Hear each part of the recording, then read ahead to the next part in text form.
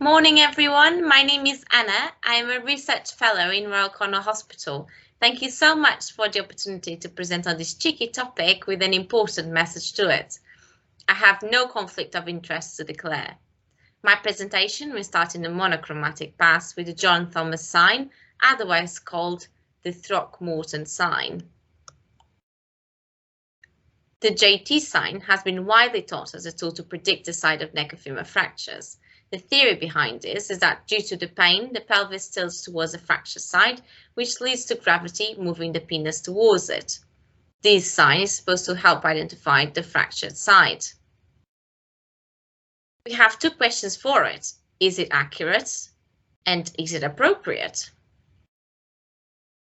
Is it accurate? Most likely not, but we will look into it. Now, is it appropriate? The JT sign was described a long time ago.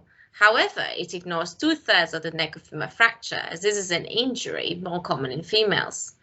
This is also ignoring the Gender Equality Act from 2010 and the British Orthopaedic Association policy on diversity and inclusion from 2020. So we wondered, with increasing awareness for the need of gender equality in society, is this sign finally obsolete? We felt the need to update it. We propose a novel sign based on asymmetry of the obturator foramen, the inclusive O sign. This has the same theory behind the JT. As the patient splints their hip, the rotation of the pelvis decreases the size of the obturator foramen. A narrowed obturator foramen on the affected side equals a positive O sign. We collected data retrospectively in the National Hip Fracture Database from two sites, Cornwall and Blackburn. Pelvic radiographs were analysed to measure the obturator foramen and shadow of any John Thomases. Results showed the JT sign to be completely useless. We had 464 patients, 140 were male, 324 were female. This confirmed that 2/3 of neck and femur fracture patients are ladies. Even when it ought anatomically to be present, the shadow is only present in 58% of the males.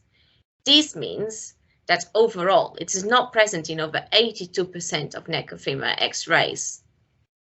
Even when present, it is only correct in less than half of the patients. This leads to it being incorrect or unable to be found in over 90% of the cases. On another hand, the inclusive O sign was correct in 48% of the X-rays, as shown by the green color on the chart. Despite it still being of low statistical significance, it's greatly improved compared to the historic JT sign. In conclusion, this study has shown the JT sign to be completely inaccurate. The O sign is significantly more accurate, but still not as good as actually just looking for the fracture on X-ray, or you could always use a Jensen's line. It is a topic that brings amusement to medical education. However, the British Orthopaedic Association guidance highlights the need for gender equality, not only in the patient population, but also within our profession. It may be that if we were to adopt this sign instead of JT, it would bring more inclusivity to orthopedics.